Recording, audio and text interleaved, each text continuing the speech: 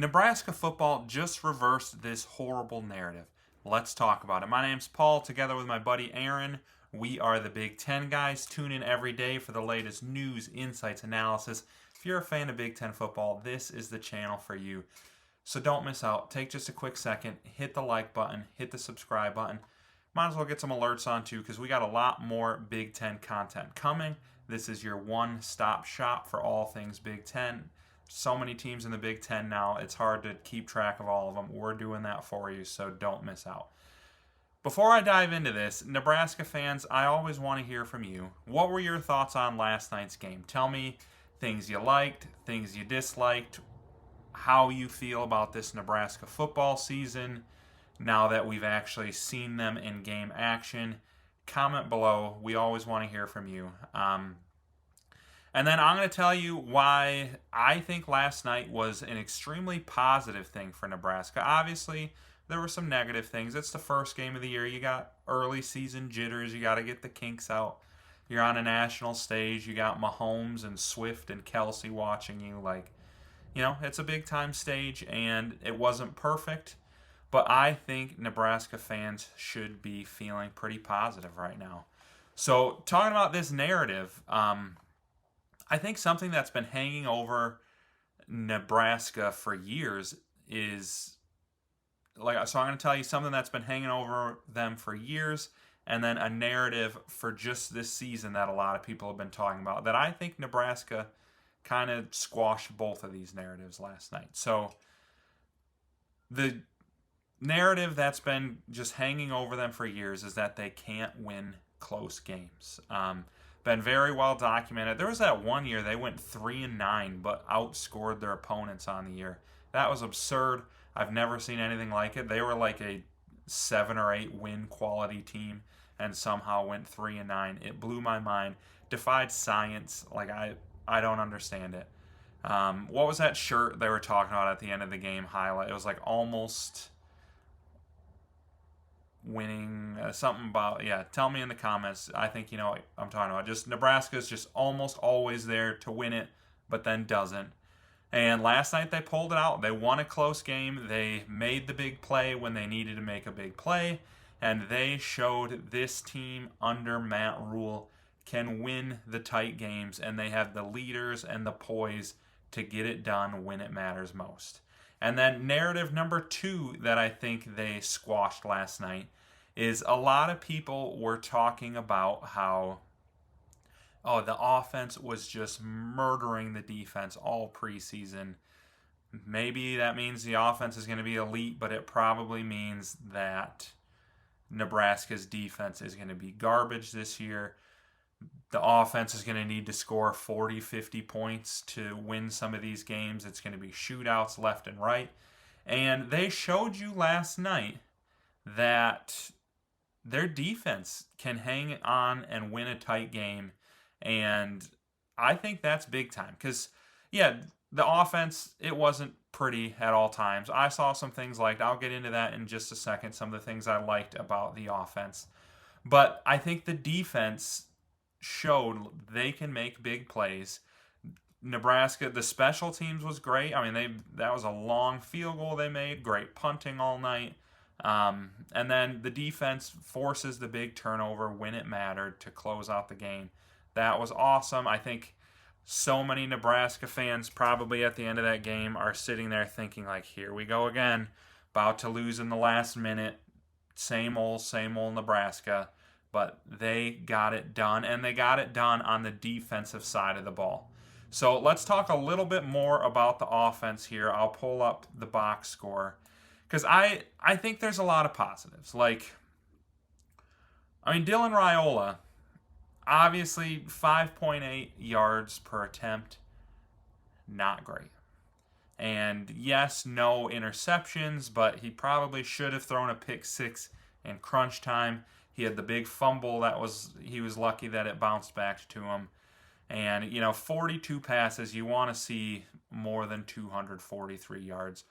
But what I really liked from Raiola is he made some big time throws on third down. And he did it right from the outset. I think Was it Nebraska's first drive? They were pinned back deep inside their own 10. It wasn't even a scoring drive, but he couple big time throws, got them down the field, made it so that they're not punting from the back of the end zone, and just played smart football. And Big Ten football. I think if you watched our live stream last night, there was a point late in the second quarter. It's like 6-3, and Nebraska's pinning him deep inside the 10. And Aaron and I were like, man, Kirk Ferentz somewhere is just loving this. Like, good defense, good punting, playing the field position game. Just Big Ten football at its finest. But another thing I really liked in the game was Emmett Johnson.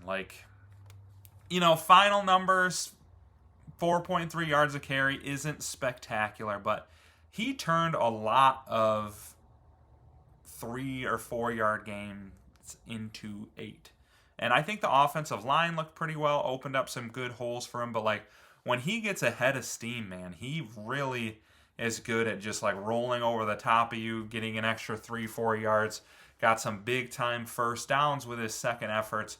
I was super impressed with him. And then from the receivers, being honest, I was a little disappointed in Ja'Cory Barney. He had a couple nice plays here and there, but I am expecting more from him this year. I was super impressed with Hunter. There were a couple times I was watching him, and I was like, why? They just need to throw him jump balls. He was so much bigger than that corner who was trying to cover him, and I know he had the one big catch down the sidelines. If he would have stayed on his feet, might have been like a 60-yard touchdown. But then obviously he mossed the dude on the one touchdown. That was awesome. But he's big, and that's all. Raiola throws a really nice touch pass to him. I think that's going to be something big for Nebraska all year. And then Dane Key and Luke Lindemeyer also had big time games. I'd love to see Lindemeyer get more time, or more targets, and be a more a bigger part of the offense. There was that one, I want to say it was third down near the goal line, and it was a really weird looking play where Raiola rolled out and tossed it to Lindenmeyer, and the play looked like it was going nowhere, but he just rumbled right over everybody for a big first down. That was awesome. And then, yeah, just overall, it's week one. There's no need to panic about the offense. We all wanted to see him hang up a 40 piece, but they made smart plays. You saw some of the talent on the team. They're going to get better on offense. I'm not super worried about it, but I am pumped about this defense. Brendan Sorsby is a good quarterback. I think this is his junior year. You look at last year's stats, you will only find one game where he was held under 150 yards.